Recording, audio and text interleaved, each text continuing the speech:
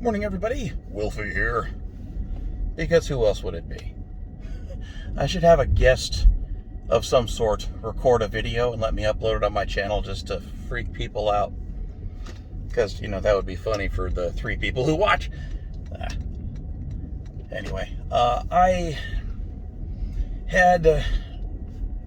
keep doing this. I swear to you, I really am trying to get back into live streaming. And this past weekend had something very special come up. His name is McKinley, and he is 7 years old. And he's an adorable little furball whose 80-something-year-old former owner passed away. He was a widower and had 2 cats, and this was one of them. His family took the other one, his littermate, for some reason, didn't take this one. He's an absolute sweetheart. He got posted on a cat rescue group that I follow on Nextdoor, and they were having a bit of trouble finding somebody to take him, so I said, okay, I'll take him. He's adorable. So he was way out in Lakeland, I think, so like an hour and a half away from here, but they brought him. They paid to take him to the vet and got him his shots and a checkup and everything. He's in good health. They had to shave the poor guy. He's got hair on or fur on his head and his tail, but they had to shave the rest of him because it was all matted and nasty. He spent the first couple of days, well, really since Saturday, up until this morning, actually, he had been pretty much keeping to himself, not really hiding, but staying in little cubbies. I could always find him. It wasn't like he was trying not to be seen. He was just carefully monitoring everything going on in the house. And this morning, I think the shell finally cracked a little, and I heard him meow for the first time instead of growling and hissing. He wasn't hissing at me. He did once. That's because I spooked him. But he hisses at the other cats a little bit. There haven't been any fights. I've actually been really impressed. And this morning, he actually rubbed up against my leg while I was sitting at my desk, and he meowed at me, and he laid down, let me pet him, did not let me pick him up, and he did not stay long, but he did let me, pet his poor naked body. Poor cat. I'm sure that's embarrassing as hell, too. He can't feel good with that going on. Although he probably does feel a little better than being covered in matted fur, because from what I understand with both cats and dogs, if it gets too bad, it will start pulling on the skin, and it becomes just painful to move. So he's relieved of that burden, at least. But I guess he spent the last 3 weeks of his life, just the past 3 weeks, rather, because he's still alive. I said that wrong. Yeah, he's still with us. No, the last 3 weeks, he spent basically alone in his former owner's house. There were a couple of his friends came by every day to check on him, feed him, give him water, give him treats, make sure he was okay. But they couldn't take him. And the family apparently didn't want him. Jerks. So, yeah. So he's not malnourished or anything. He's, there we go. He isn't malnourished. He's physically okay. I know upstairs he's not doing so hot because that's a lot to take in all at once. Your human dies, then your home is empty, then your cat friend gets taken away. Really, your sister if they're littermates. And so that gets taken away from you, and then you're alone in the house, and then all of a sudden even that gets taken away from you. You get stuffed in a vet's office and a cage overnight because they kept him overnight just to make sure he was okay. And then you get shaved, and then worst of all, you get brought over to this asshole's house. But he's getting better. He's already starting to walk around and explore the house more. I've seen him I actually have seen him in every room, and he's getting better. He's coming out of the shell, and I imagine in a few days he'll actually hopefully let me handle him and give him snuggles and that sort of thing. Because he doesn't have much fur, I know he gets cold. So I'm hoping that he'll get comfortable with me enough. Oh shit, that's yellow. Enough to like hop in bed at night and curl up next to me so I can help keep him a little warmer. But whatever, we'll figure it out. So I am almost at my first stop here on my way to work this morning. I have been studying I've been brushing up on some very old skills. It's probably been 2 decades since I have done any kind of really network engineering at all, beyond just plugging in a home router and going, ooh, hey, neat, it works. And the reason for it, there's actually 2 reasons. The first, of course, I've got my MikroTik 10 gig network I want to build. I need to get that started this week too, which I will be doing because I finally have, I'll get to that. So I've got that to design and set up and test and all that jazz. I love it when a subcompact car hits a semi with a trailer on it. They're looking at the front of their car right now, and it must have been a low speed hit because there's not a whole lot of damage. The car is probably drivable, now that I look at it. Oh, nope, they're fucked. Never mind. Meanwhile, there's nothing on the trailer. That thing just like, want something hit, huh? Oh, whatever. Right, back to networking. The other reason that I'm digging into the old school layer 2, layer 3 garbage is we have a WireGuard instance at the office or at work, and it's our VPN. It's how we get into all of our back-end stuff, and because everything is walled off from the internet except for some very restricted access, which I'm not going to get into because it doesn't matter. But we have it set up through Terraform, which just keeps track of the config for us whenever we add a user, get rid of a user, whatever. And we just have it redeploy on AWS whenever we make a change. Well, did a routine change a couple Fridays ago, and the new instance came up, and nobody could connect to the fucking VPN. And I spent the whole weekend, basically 2 weeks ago, trying to figure that shit out. And we've got it narrowed down. I mean, I spun up an OpenVPN in the meantime because they got to work. People have to get in, have to be able to get on. And so that's working. And then my colleague and boss, actually, he spotted a potential fix, and we tested it, and it did work.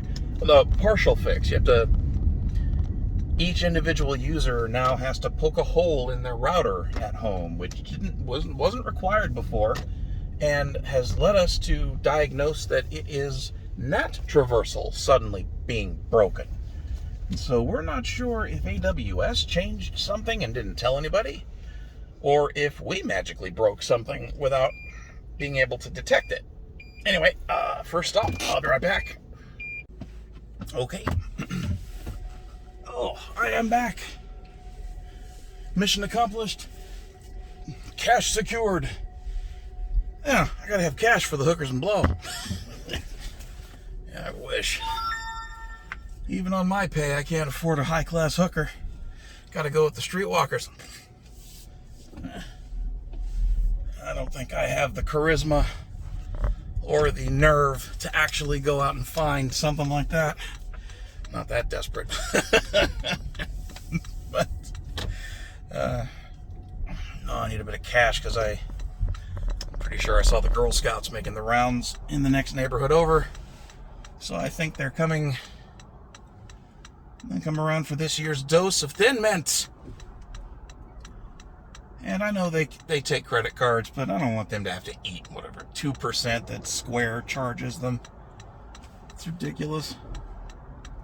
You would think that nonprofits like Girl Scouts or whatever would get like discounted service or maybe even free service like that, but no. merchant companies do not care. They want their money. You will give. Right. Anyway, so what was I talking about? Networking shit. Yes. So, for whatever reason, NAT traversal isn't happening. And so there is a whole bunch of fun and games trying to sort out exactly where the failure is happening. And because if you open up our port with on your router, it works fine. I've done this myself at home and it worked fine. Oh shit, I love traffic, and it worked out just fine. So it's obviously just getting the initial handshake from the client, but the reply, for whatever reason, isn't going back to the same port or from the same IP that it comes into. And I'm not sure what the... Oh, hang on. Now that I've just said that out loud. Ha! Yeah, I wonder if it's doing NAT traversal on the way out, but when it comes in, it's going over the Elastic IP. Because the interface has but this instance that's running our WireGuard peer within the internal network, it has an Elastic IP, an external IP address that's specifically reserved for us that never changes. That way our config is easier. Though now that I think about it, there's probably an easier way to do that too without the static IP. But anyway, one thing at a time. But yeah, so traffic comes in over that IP address, but it's UDP, meaning that there's no acknowledgement packet. It's just fire and forget. And so it's a new connection, technically speaking, from the WireGuard instance back to the client. And I'm not 100% sure. I have to check this because I think this might be the problem now that I've said it.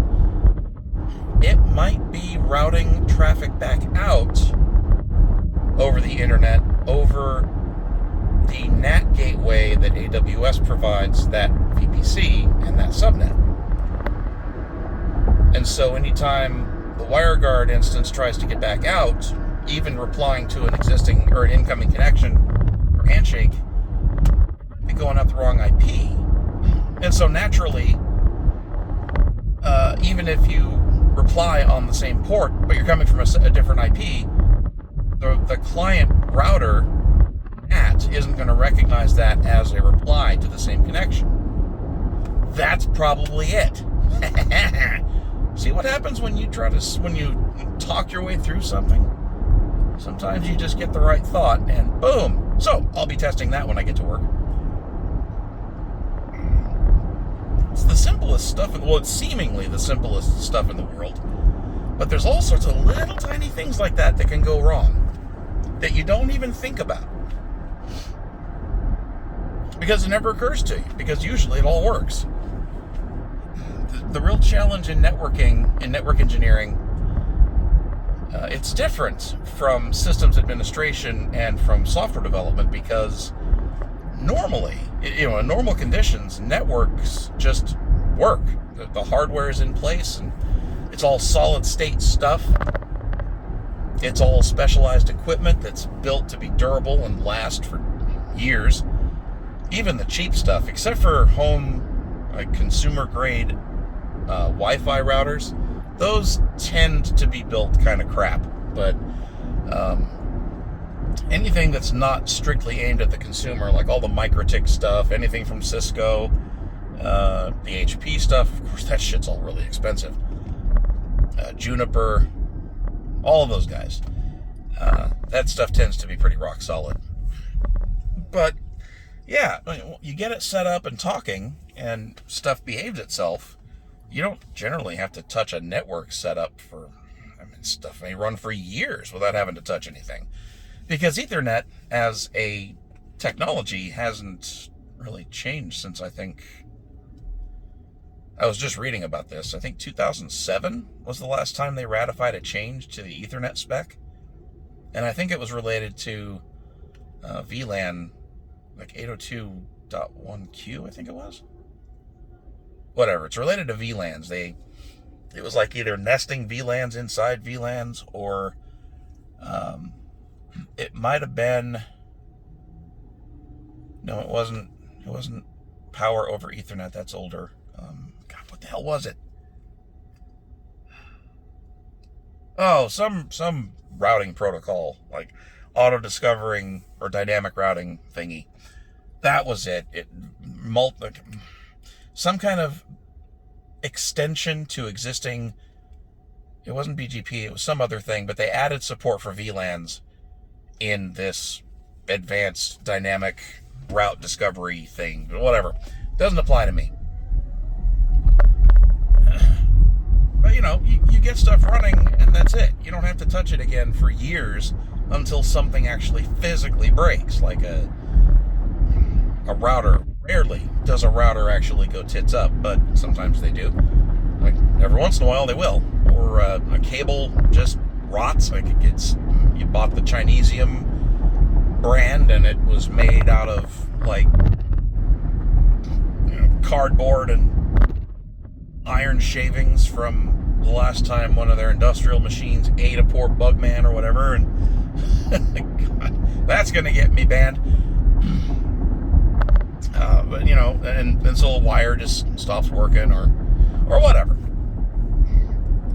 The trick, of course, in network engineering, it's not just that makes it sound trivial, and it's not, because there's all sorts of complexities that you can introduce in the name of improving and maintaining high performance, which is always a good goal. And especially when you are explicitly designing a network to make certain things as fast as possible, like, say, a Ceph cluster. So I think I've talked about it before, but I'm going to talk about it again because it's just another step in clarifying all this design in my head. I am actually still trying to decide which unit should be responsible for my, firewall and DHCP and all that fun stuff. And I think I don't even need that. Well, yeah, I do. So here's the trick. I want to, one of my devices needs to, I've got, I've got 4 micro gadgets that all need to be hooked up together to make this network. One is a little cheap-ass, borderline consumer-grade Wi-Fi router thingy. That is best suited for routing. And you know what? I'll probably, I don't know, man. Because it's got the, it's only 1 gigabit because it doesn't need to be more than that, and it's got a WAN port. But I keep thinking that, it's got dedicated hardware. But so what? They all do, and they're all running Router OS, so they can those ports are all reconfigurable. Just because one of them is physically labeled WAN doesn't mean that's how it's got to work. So anyway, which of these things do I want to sit there and be like the master of my network? Giving out DHCP addresses, doing all the routing and firewalling from the internet, routing out to the internet, handling NAT, and all that fun stuff. So we got a little Wi-Fi router that's got dual radios, so you can do 2.4 gigahertz and 5 gigahertz Wi-Fi. It's built for internet routing and that sort of thing, and firewall, all that jazz. And then I've got a pair of 24-port gigabit switches that also have a pair each of 10 gigabit uplink ports, so that different bits and pieces can talk. And then I have a 10 gigabit 8-port. It's called a switch router. Figure out what that means. And it's got 1 gigabit port and 8 10 gigabit ports. So, woohoo! And what I want to do is, of course, one of the two, either the 10 gigger or the Wi-Fi modem or router, is going to connect to the modem of my inbound internet connection. And then the 24 port switches are both going to hang off the 10 gigabit switch or router because I have the connections for it. And the NAS with its 10 gig port or connection is going to go into the 10 gigger, and my desktop is also going to go in there. So one of the switches with 24 ports is going to sit in my office, and that's where everything else that needs wired Ethernet at gigabit speeds, that's where that's all going to go, into that. That's replacing a dumb switch that's sitting mounted partially to my wall. So I'm tired of the cats knocking it down. Eventually they're going to break it. The other 24 port switch is going to go into my guest room where the Ceph cluster is going to be built. And all the Ceph nodes are going to sit on that little guy, on that 24 port beastie. And it will be connected to the main network over 10 gigabit, just like the other 24 port switch. And the goal here, what I'm trying to decide is, do I just bridge everything together so that everything's on one network? Like, 192, 168 dot whatever, just give it a /24 and be done with it? Because I don't know if I'm ever really going to exceed. I've got maybe 20, 30 devices in my home that need an IP address. And so that leaves a good 220 extra IPs laying around. So I'm not 100% sure I actually need to split anything up. But, on the other hand, splitting things up into separate subnets, like a subnet for the Ceph cluster, a subnet for Wi-Fi, and then a subnet for all my other wired stuff, so just 3.